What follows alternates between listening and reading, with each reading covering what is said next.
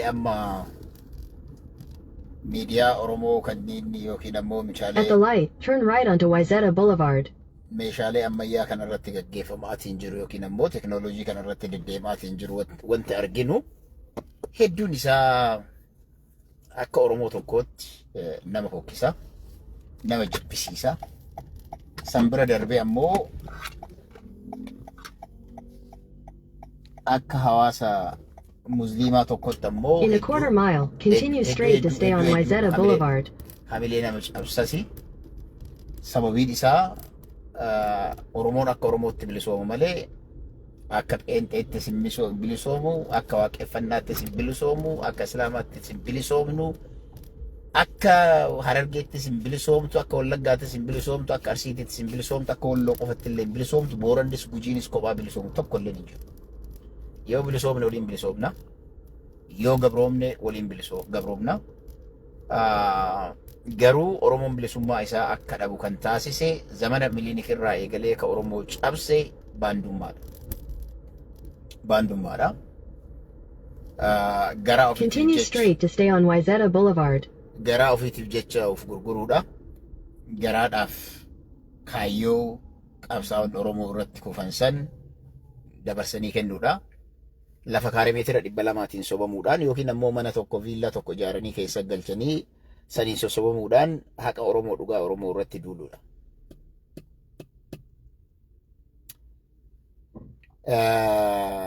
Wanti amma miidiyaa irratti deemaa jiru kana ani dhaamsa tokko qofa isinii qaba. Waan kana dhaabuu hin dandeenya, dhukkee irra kaasnee dhaabuu dandeenya. Trust me. እኛም አውቆ አበድ መሆን እንችላለን። ዱጋ ሁለት ነው ራጂን ኮልፉ ነው የሮ ከነ ራጂ ተኮታስ ጅራ አውቆ ማበድ ይቻላል። አውቆ በማበድ ግን ብየነጋጎቹ ኖኪነሞ ሐዋሳ ወልቲ ፊዱን እንደንዳም ድቢን ኦሮሚያ ዳንጋን ኦሮሚያ ሰርበማት ይንጅሩ ኦሮሞን ጎለጎላን ገንደ ኩታኩታዳን ቶኮ ኢሳ መታ ኬሰ ቱማማት ይንጅሩ ኦሶኑት ወልረት ላሉዳ ኑት ወልረት ዱሌቱ ኦሶንታን ወልረት ላሉ ቆፋን ዋን ጉጂ ይረጋሄ ዋ ወለጋን ይረጋሄ ዋን ወሎን ይረጋሄ ነመነም ኒቴ ኒያደ ተውጎት አርፈንሸን እንደርበንከና ኬሰቱ አብይ አንጎ ቀበቴ ዋን ወጋ ቶርባ ኦልሞስት ጎተ ቶርባን ከነ ወለገራ ዋን ጋባ ቱሬ ወልረት ላሉዳ አቺ ድሮሞ ወርለት ለዱሉዳን ጀቹ ilmaan Oromoo yeroo hunda diigni yookiin ammoo alagaan aangoo qabatee Continue on Wayzata Boulevard for 3/4 of a mile. Oromoo adda qooduudhaan Oromoo adda caccabsuudhaan akka ta'edha. Har'a ammoo sanbiraayyuu darbamee gadi bu'amee jechuudha. Sponsored godhamanii Harargeedhaaf Arsiin amma ilmaan Oromoo keessaa ilmaan Baarentumaa, ilmaan Harargeetiif ilmaan Arsiiti adda durummaadhaan. Hawaasni kun jaalannee jibbine illee Rabbi godhee namaanis ta'ee inaw history sun duba deebamee waan laalamuu danda'u danda'a. Harargee fi Arsiin ummata musliimaatis. Muraasa yoo taate malee parsantii baay'ee lakkoofsaan xiqqaa yoo taate malee hawaasni kun hawaasa musliimaati. Oromoon akka Oromootittu akka kutaatittu walittuu cadhifnee garummaa jalatti dhumataatiin jirra. Amantiidhaan walitti duullee yookiin ammoo warri amantii tokkoo yoo bifa kanaan ka walitti duullu taate. Ummanni silaa obboleeyyan keessatti illee obboleeyyan mana tokko jechuudha. Obboleeyyan mana tokko abbaa tokko ilma adeerranii osoo hin taane ka abbaa tokko wal nyaanna taanaan sadarkaa kanatti gadi baanee walitti duulla taanaan. Turn left onto Berry Avenue. Trust me, wanti Oromoon itti deemuudhaaf deemu bilisummaa arga osoo hin taane gabrummaa olii wanti Abiyyi jedhe waggaa 1000 dubatti isin deebisa inni jedhe sun. It will happen. Ija keessan duratti. Turn left onto Berry Avenue. Lakkii kanaa miti. Walirraa haa dhaabbannu. Wal haa gorsinu walaa qajeelfannu kan jennu yoo taate. Wal dhaaba. Wal dhorga. In a quarter mile, you will arrive at your destination. Ani yaamichi isiniif godhu. Ilma Arsii yoo taate. Ilma Sikkoo Mandoo yoo taate. Option takka qofa gaafii requestiidhaan isinii qabu takka qofaadha. Ilma Arsii, ilma Sikkoo Mandoo yoo taate, yoo dhugamatti saba sanaaf kan yaaddu yoo taate, Maraataan barbaade gadi bahee haa iyyu. Aawqoo abbadiin barbaachise gadi bahee haa iyyu. Hardharraa eegalaatii nama kana bilaa godhaatii dhimma kana jalaa baha. Dhimma kana jalaa baha. Maal gochuun bilaa gootan jalaa baatanii biraa deemtan. Don't even watch it. Don't even see him. View isaan guddisinaa fi isaan hin morminaa. Because ergamee hojjeta waan ta'eef jechuudha. Ergama deema waan ta'eef jechuudha. Ergama deema. Kana anatu ragaan na bira gaheera. Ragaan qabatamaan na bira gaheera. Ergama deema waan ta'eef ajaja namaatiin kana godhaa jira waan ta'eef nama mana mootummaa taa'ee laala wadda mana mootummaa taa'ee mootummaa irraa gargaarsa argataa food stampii qocataa kiraa mootummaa mana irraa baasaa jara keenya Oromotti duulu kana warri state isaa bakka takka waliin jirtan reporting to the government clear like that ajaja akkasiisan malee wantoota akkasiisan malee adamni hin jiru. You report to the government and then he will shut up his mouth. Shut up his mouth gochuun danda'ama. Beekaa wal irra kunne jara keenya. Kabajaa seenaa kaleessaa laalleetii walitti cadhisaa jirra. You just go to the government mootummatu isintu mindaa baasee fi miidiyaa irra taa'amee daqiiqaadhaan hawaasa walitti buusu jira. Namni kun nama misoomaati miti, namni kun nama fayyaa qabu miti. Beekaa maraatee mootummaan gargaarsa namoota akka kanaatiif gootan ni dhaabdan taanaan dhaabaa. City Council dhaqa. Qaama mootummaa gargaarsa namoota akkanaatiif kennu bira dhaqaatii riippoorti godha. Maallaqni hadha isaan mana keessa ta'anii nyaachaa ummata wal nyaachisan kun maallaqa dargaggeessa biyya sana keessa jiru kan taaksii mootummaa gabbaruu mootummaan taaksii isinirraa guura isaaniif kenna. You just need to do this. It's over. Kana booda san ta'uu baannaa warri biyyarraa sponsor isaan godhaa jiru let them fund him. Haa nyaachisanii achi ta'anii haa duudu ganama galgala. Yoo barbaadan fuudhanii gara biyyaa galfatanii. Ani nama kana dhugaa isinitti hima akka Justin Bieber itti ilaalaan ture. Justin Bieber barreesseelleen ture waan kana. Justin Bieber kabajaa gaarii jaalala addaa qabaafi garuu akkuma andaran isa jaalataa dhufuun silaa amma maal ta'aa deeme jechuudha. Daran even aartii Oromootii fi aartistootuma Oromootu akka jibbinu nu godhaara. Aartii Oromoo aartistootuma Oromootu akka jibbinu. Dhugaa isinitti hima. Aartiin Oromootu jibbu nama geessaa jira jechuudha. Namni akkanaa kun.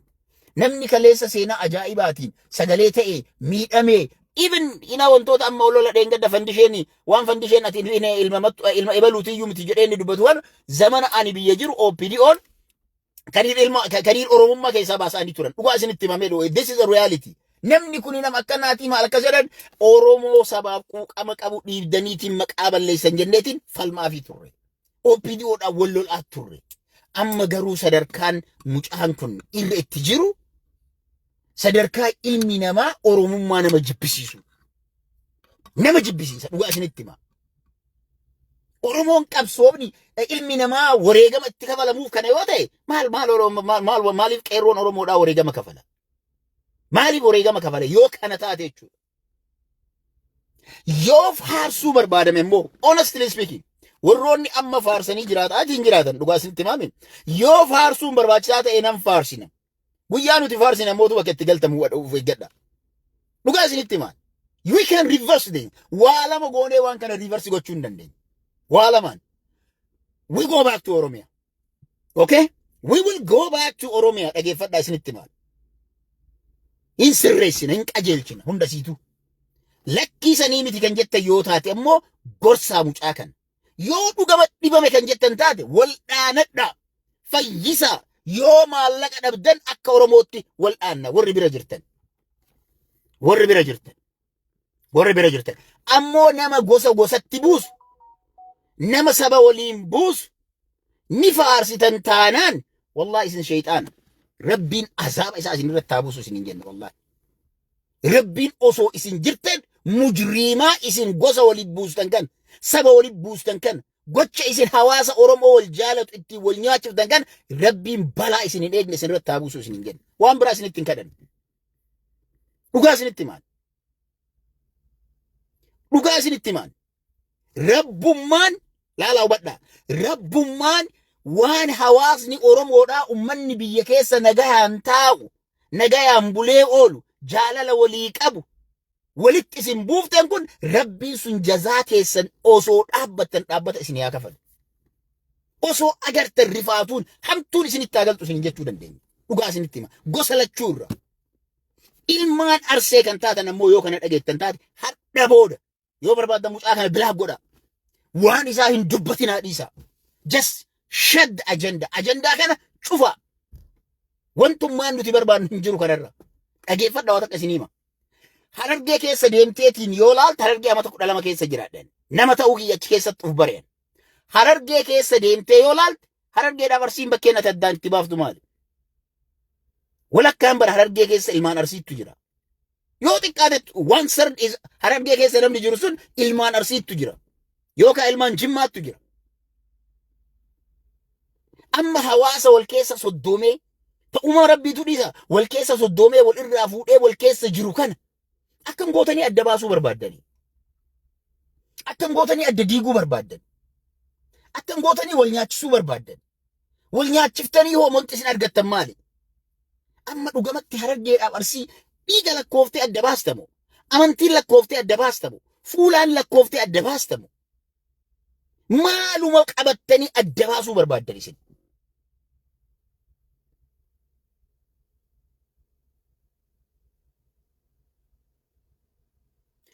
Honestly, kana booda abbaa fedhe haa ta'u nama Oromoo gargar qooduudhaan hojjetu, nama Oromoo gargar diiguudhaan hojjetu hawaasni inni keessa jiraatu, isiin keessa jiraatu, aanaas taanaan jechuudha. Ana mataa kiyya taanaaniin report to the government. There should be no free food stamp. Mootummaan kiraasii baasee mana, mootummaan qonqoo si qallabaa, dawaa sitti kennaa, hawaasa Oromoo waliin dhahuun dhaabbachuu ni danda'a. Waan biraa yoo dhabne jechuudha. In the other ways, media, social media jarri itti fayyadaman kana report gochuu. Social media namoonni hawaasa waliin dhahan kun itti fayyadaman report gochiisanii cufsiisu. Kana yoo gootan dhugamatti Harargeefillee yaaddan isiniin jedha. Dhugamatti Arsiifillee yaaddan, dhugamatti Oromoofillee yaaddan. Garuu yoo cadhistanii dibbee dhooftan isin seexaana malee namaa miti. Ani dhugaa isinitti maami? Namni akkamitti nama lamaa wal lolchiisuudhaaf hirriba dhaba? Namni akkamitti maal qaba yoo jireenyuma keessa hin jiraattan? Waan sabaaf goota yoo dadhabdan, wanti sabaaf godhamu yoo dhamame maal qaba jireenyuma keessa yoo jiraattan? Ulfaadhaa walitti deebina. Walitti deebina. Bal'inaan walitti deebina. Tuqaalee tokko tokko wantoota wal qabatuu qabutu jira. Namoota tokko tokko kan ammallee dhaqqablee bilbilaan dubbisuu qabnutu jira. Namoota waan kana duwwaan jira jedhaniitiin maqaan isaanii ka'u. Hin barbaannu namoonni kun akka maqaan isaaniillee ka'ullee. Akka yeroon geesseetti. I don't need it. Garuu namni osoo fayyaa qabu nama maraata jettan. Isintu maraata malee nama sanaa miti. Nama fayyaa qabu. Dubbiin nama kanaa takkittiin isii dubbii maraattuuti miti. Takkittiin isii dubbii maraattuuti miti. Takkittiin isii dubbii maraataa guyyaa tokko dubbata guyyaa tokko waliin dhaha. Wanti waliin dhahamaa jiru hin jiru.